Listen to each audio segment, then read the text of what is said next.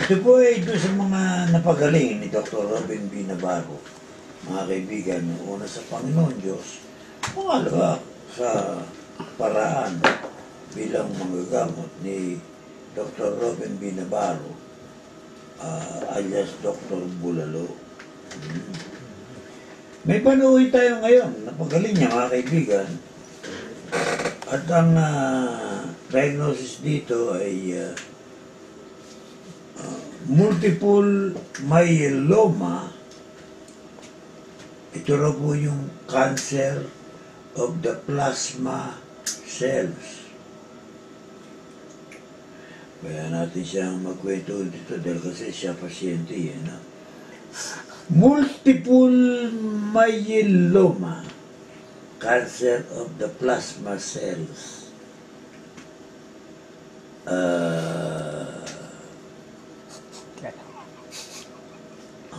Ang ano eh. Ang lalim. Oo. Kasi ang edad niya eh 58. Siya ho'y tiga Bacoor, Cavite. Yan. Ayan. Si Mr. Ramon. Ramon Porcadilla. Aba. Ramon, magandang gabi. Ramon Porcadilla, magandang gabi sa iyo. Magandang gabi po, Don Manolo, at sa lahat po ng mga tagapakinig ninyo dito sa inyong pong programa at sa dito po sa DCWD. Okay. Paano kita?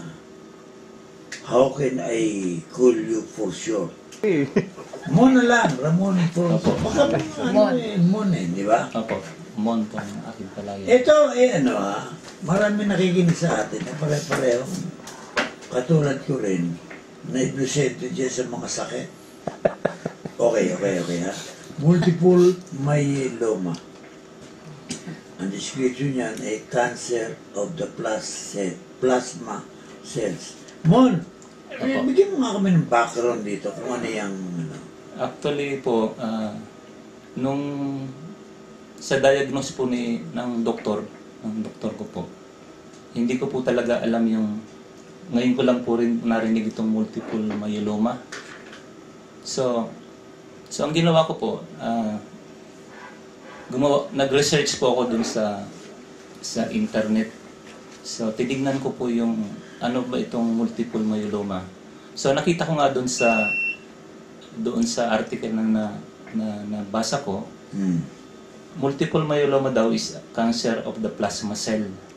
Oo nga. Ito po daw, ang cancer na ito ay nagmumula daw sa bone marrow. So doon po nanggagaling yung cancer na ito sa bone marrow. Nagpo-produce po yung bone marrow ng excessive amount of abnormal cells. Teka. Di ba yung bone marrow ay bulalo? Sige. Bone marrow ng tao. Ayun. Okay. Sige. So doon po daw nagmumula yung multiple myeloma. Yung bone marrow po nagpo-produce ng abnormal cells. Lumalabas po doon sa bone marrow. So, kaya nga po itong cancer na ito ay kumakalat sumasama sa dugo. Kumakalat po sa buong katawan ng tao. Ayon po dun sa aking nabasa. At ito po ay nagpo-form ng mga soft tissues doon sa mga buto ng tao. So yun po ang aking napag-alaman doon sa binasa ko kasi hindi ko po talagang alam. Pero ito yan, may naramdaman kayo sa inyong katawan? Opo. Ano po yun? Yung pananakit po ng aking mga buto sa right legs ko. Right leg. Manakanan ng... Yung pa ako po.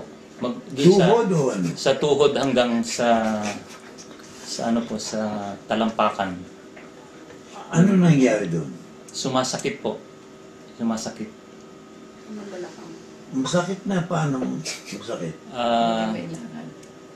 Yung para pong pinupulikat, Tumitigas. tumitigas, naninigas yung aking Sakit nga. yung mga muscles. Isang pa lang naman. Oo, yung una ho, isang palang. Ano yan, pagka nakahiga kayo o nakatayo? Ano? Nakahiga po, nakahiga. Kahit na nakatayo, sumasakit po. Di para pinupulikit yung mula tuhod ng gano'n. Mm. Ganun po ang Ano ginagawa niyo? naramdaman ko. Pag pinupulikit na gano'n. So, wala po, ano lang ako, umuupo lang po ako at hinihintay ko lang na mag-subside. Hindi kayo humingi ng tulong sa... May anak ko pa kayo? Meron po isa. Si... Wala po. Si Mrs. Angelina Porcadilla, kayo yan? Opo, magandang gabi po Don Ito po Manolo. ang Mrs. Magandang gabi po Don Manolo at saka sa lahat po na nakikinig dito sa GCWB. Opo. Nung una po, sumasakit nga po yung right leg niya. Tapos nung medyo na malapit na sa 2013, yun hong niya, yung dito ho sa balakang niya, masakit na rin. Umakyat. Parang umakyat po. tinalang. Oho. Nakakalakad siya. Hindi, Nang umpisa ho, medyo hirap siya maglakad. Tapos po, nung medyo malala na, akala ho namin, sleep disc lang or kung anong sakit na something to do doon sa mga buto-buto, di ba ho? Pag medyo nag-edad na, may mga... Kasi ho, siya naglalaro siya ng lawn tennis. So, ang akala niya, muscle spasm lang. Oo. So, yun ho, nilalagyan namin ng liniment. Tapos, nung medyo masakit na talaga, nagpunta ho kami doon sa yung reflexologist. Tapos hindi naman gumaling, patindi ng patindi yung pain. Tapos nung March, mag-basketball nga sana sila ng anak namin. Doon bago siya dumating sa basketball court, nakasalubong po siya ng pusa. Pagsalubong niya, kasi ayaw niya maapakan yung pusa, bigla niyang tinaas yung paa niya.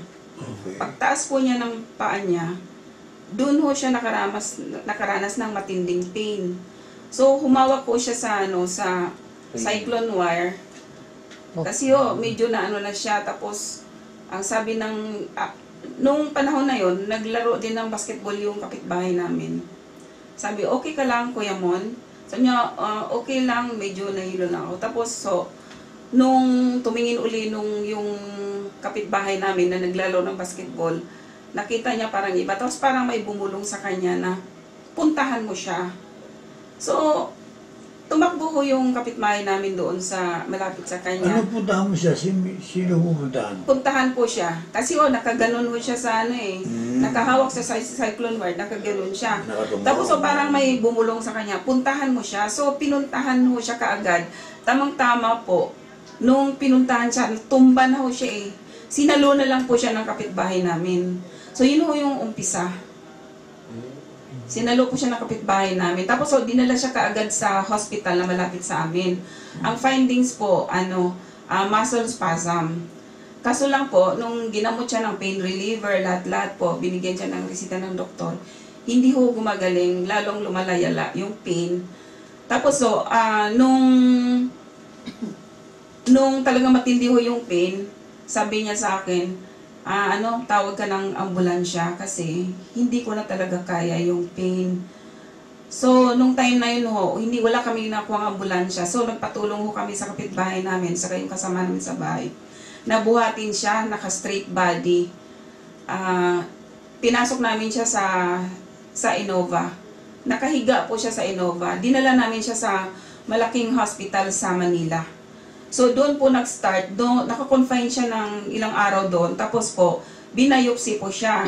Nung binayopsi po siya, nalaman nga po, meron siyang malignant cell dito po sa bone marrow niya. Tapos nung after that, pinatest ng doktor kung anong klaseng cancer cell ang dumapo sa kanya. Habang hinihintay po yung result ng biopsy, kumalat po yung ano niya, yung cancer niya na ano namin, naramdaman namin, nakikita ko na ano ho, yung toe niya, yung ano niya, yung sa paa ho niya, may bukol na ho may bukol na. So, dumami sakit. Ano? Dumami mo, kumalat po. Ngayon, ito. Yung kinukwento ninyo ay pangyari prior bago makilala at mapagamot kayo kay Dr. Robin Navarro. Ano? Opo. Mon, Apo. kilala mo ba si Dr. Navarro? Hindi po. Dati Hindi po. hindi po. Paano niya nakilala? Yung wife ko po ang nakakilala doon sa dating pasyente ni Dr. Navarro na mayroong breast cancer. Breast cancer. Opo. So, nung, Napagaling yan. nung nakausap po ng wife ko, nakwento niya yung sa kaso ko po na may cancer. Ang sabi niya, bakit hindi mo subukan na pumunta doon kay Dr. Navarro? Kasi yun yung doktor na nagpagaling sa akin, sakit ko. So, ganun po ang nangyari. So, ang ginawa po ng wife ko, nagpunta po sila sa clinic ni Dr. Navarro. Hindi po ako kasama dahil ako po parang bedridden na po ako Hindi na po ako makalakad. So, ang ginawa po nila, dinala po nila yung aking medical records. At nakinig sila doon sa lecture ni Dr. Navarro. Hindi kagad sila bumili ng mga gamot na sinasabi ni Doktor. At kasama po yung aking sister. Mas maganda po siguro kung yung wife ko pa ang Paliwanag. Madali sila may season, no? Opo. Okay. Nakita kayo ni Dr. Navarro? Opo. Paano? Pero ano po, bago po ko po ikwento yung kay Dr. Navarro, ganito po ang sitwasyon. Ano po siya, nag-undergone siya ng ano po doon sa isang another hospital, nag-undergone siya ng radiation therapy. After 11 sessions bumigay yung katawan niya. Tumaiho siya ng dugo. So, medyo tagilid yung situation niya. So, nakiusap ho kami sa doktor na itigil na lang kasi mukhang hindi ho maganda So, sabi ng doktor, sige, stop na yung radiation, mag-chemo na lang siya. So, nung before ho kami lumabas doon sa isang hospital na yon, kinemo ho siya. Tapos, umuwi na kami. Tapos, nung pag-uwi namin, meron na hong protocol, kinikimo ho siya once a week. Once a week. Tapos po, nung kinimo siya once a week, after 15 sessions, ang sabi niya, kung may pang 16 session pa, hindi na siguro ako mabubuhay niyan. Kasi, nung pang 15 sessions, hindi ko lang sinasabi sa'yo, pero ibang-iba na yung naramdaman ko. Parang hindi na kaya ng katawan ko ang chemo. So, sabi niyang ganon, maghanap tayo ng ibang gamot na pwede sa akin. So, tama-tama po, nagdasal po kami mag-asawa na i-guide kami kung saan kami makahanap ng doktor na makapagpagaling sa kanya na wala na yung chemo, wala na rin yung radiation. Kasi, yung dalawang gamutan ayaw na po ng katawan niya Tapos, bedridden po siya. So, tama-tama yun nga sa unahan ng bahay namin ng konti, may cancer yung dati, 2008. Cancer survivor na po siya. So, kinausap ko po yung sabi niya gano'n, subukan mo talaga doon. Tapos nag-isip kami, sabi ko saan kaya marami kaming options. Tapos to the extent na nagpunta pa kami sa Tagaytay mayroon herbalist na gumamot sa kanya.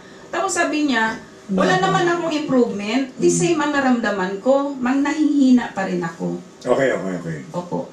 Nandun na siya, bedridden ba kanyo ito? Bedridden po for 3 Nagaling months. mo ito ko sa clinic? Bedridden pa siya, hindi na. Kailan po? Nung nagpunta po sa Ano kayo clinic. nagpunta sa clinic? Kay Dr. Navarro po? Ano po siya, medyo nakatayo-tayo, pero naka-wheelchair po siya. Kasi Wheelchair, no? hindi siya pwedeng umupo, tumayo ng matagal. Okay, magkasama kayo nung... Nung unang punta po namin, kami lang po ng hipag ko. Hindi. Nung first na punta po niya, Hindi naman papagkamot yung hipag niyo, hindi ba? hindi po, nakinig po kami ng lecture. Ikaw ba yan? Opo, nakinig po kami ng lecture ni Ano ba, Dr. sakit mo? Navajo. Wala po. Uy, ba't sumama? Ay, hindi. Ang alala siya dinala. Hindi. Di, nandun na. Opo, Sige. Nasa clinic na kayo. opo. Okay. Antimano, nakausap niyo siya, no? Antimano, tinignan ni Dr. Navarro yan? Yung medical record. Tiningnan po siya. Hindi, yung Tapos, medical record, hindi nyo kakasama siya di ba? nung una po, hindi siya kasama. Pero nung after Dala- the lecture bumili kagad kami ng gamot. Kasi doon sa mga presentation at saka sa dami ng napagaling ni Dr. Navarro, na-convince po kami na kailangan makainom kagad siya ng gamot. Kasi hindi na siya na-chemo. Tapos po, ayaw na rin niya doon sa herbalist kasi wala daw improvement.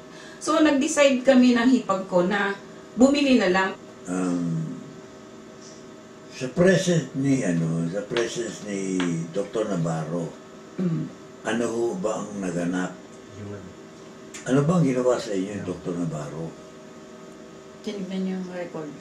Yung bali yung records lang po ang inano niya eh. Tinignan po niya yung medical records ko. Kailan ba kayo dumating doon? December 20, Hindi, 2013. 2013. 2013. Opo. 2013. Okay? Nung dumating kayo sa 2013, ang dala niyang medical abstract, itong nag-indicate dito na yung cancer ninyo sagad ang taas. No? Ang cancer ninyo ay ang taas-taas, no? Okay. April 8, 2013. Opo. Ito yung forma nung yung cancer ninyo, mataas, parang tower ng... Parang may tower po na kulay itim. Ganun, no? Yan po yung Oo, nag-indicate na may cancer. Opo. Parang resibo ng Meralco. October ba ito? Opo. October 27. October 27, 2015. Ayun na po yan. Yung tower na yun, Sa ng bagyo. nawala. Wala. Yung bang panahon yun, ginagamot na kayo ni Dr. Navarro? Opo. Ginagamot na po. So, nung 2013, 30. yun ang panahon kinikemo kayo. Opo. Noon na kayo nag-bedridden, doon kayo hirap, doon kayo ayaw na ninyong Hindi ko na po. Napunta kami December 20, 2013. Tapos po, maraming series of test yan. Actually, pang-5 test po yan. Ang 5 na po yan. Noong 6 months ago po, normal na talaga siya. Kaya sabi nga po, pumunta kami dito sa inyo. Pero gusto namin, bago kami magpatotoo, sigurado na talagang normal siya. So, hinintay namin ng 6 months. So, okay. pang 6 months na po ngayon. So, bago kami bumalik. So, pangalawang test na po yan na normal. Ayun. Pangalawang test na po Sigurado yan. lang kayo. Opo. sabi niyo nakakadalawang normal na kayo. Opo. So, sa management ni Dr. Navarro, ay ang resultang pumapatak dito, na wala na yung tower, okay. Meron naman ditong interpretation. No monoclonal band identified. Wala na. Ang ibig sabihin niyan, wala na. Wala na. Kasi po, ang sakit po niyang cancer po, nagkuklone. Ang cancer po niya nag-mutate. So, ang bilis ng kalat. So, pag sinabi mong wala ng monoclonal band, ibig sabihin, yung mga nagkakalat ho, wala na siya. Nag-normal na po lahat. So, nung nagpunta kayo kay Dr. Navarro, naiwasan na ninyo yung chemo, Opo. ha? Hindi na po ako nagkakemo. Bedridden pa kayo, hindi na. Nakatayo. Medyo nakakatayo na po ako ng konti, pero nahihirapan po ako pag matagal akong Bago lang no? Pumunta na tayo ngayon doon sa management niya. Yan. Isa-isa lang natin. Sa uri ng panggagamot ni Dr. Navarro, mabigat ito no? Cancer na ano ito. Plasma yan doon. Grabe yun. Anong unang-unang natatandaan ninyo? May ginamit sa inyo. Yung Gano'n, yung Ano doktor pinagamit na sa inyo? Doon sa protocol po ni Dr. Navarro, binigyan po ako ng RCB, Yun. then may mga supplement na kasama. So, ano ako ng eggs, Yan. Itlog. itlog. Tsaka, Teka rin nala. Yung paan ninyo, hila-hila ninyo, tumitigas, pinupulikat, kasi mga buto, hanggang sa napunta sa may balakang, sa ulo pa. na bedridden pa kayo. Okay ha? Ilan po yung itlog na pinin? naman yan. 8 po. Wala. Opo. Yung walong yun, religiously, Opo. sige ha? Sinusunod ko po yung ni Dr. Navarro. Kumakain po ako ng 8 itlog sa isang Everyday. araw. Okay. Everyday. Bulalo, kumakain. Yan. Opo. Yan. Bulalo, araw-araw po ang bulalo. Kaya pala. Diyan, sa palataya ko dyan. Bulalo. Naku, discouraging talaga itong findings sa inyo nung araw. Grabe. Talaga naman siguro, naluluha-luha kayo, parang katapusan nyo na ito Opo. Di ba?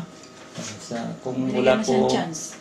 hindi po malakas sa aking pananampalataya sa Panginoon, Ayun ang sinasabi ko. Natumbok mo, ma'am. Yun, natumbok mo. Nag-ugnay. Ngayon, pagdating nitong 2015, nakita nito ni Hindi. Ano advice sa inyo? Dito? nung nakita po niya yung result na yan, ay natuwa po si Dr. Navarro Natural dahil sa Tower sa London tong maniwala Hindi daw, sabi ko din yung itatry natin kung makakaya. Oo.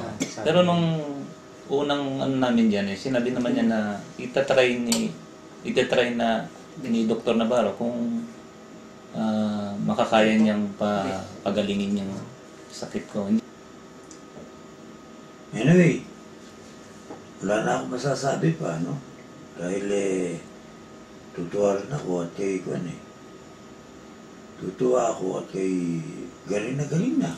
Doon may nag-text doon, babasahin ko ha. Kuya, naiiyak ako sa kwento ni Tita Angie. Ang galing ni Lord talaga. Pakisabi, thank you po. Yun.